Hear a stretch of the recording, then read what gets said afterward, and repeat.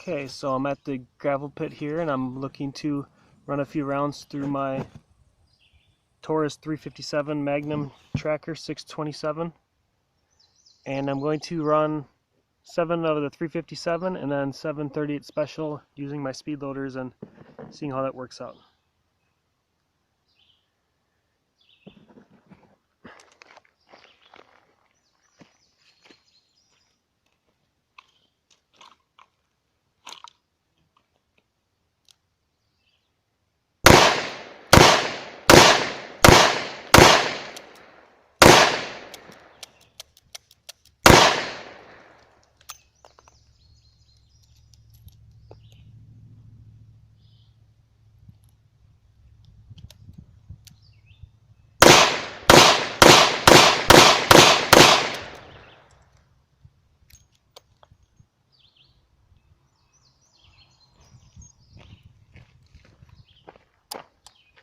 Well, that didn't go too bad. I did have one primer not ignite on the first strike, so I shot it another time coming back around.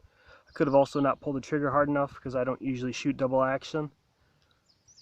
And then one of my shells fell out of my reload because I haven't played too much with my reloaders. Hope you like that. Bye.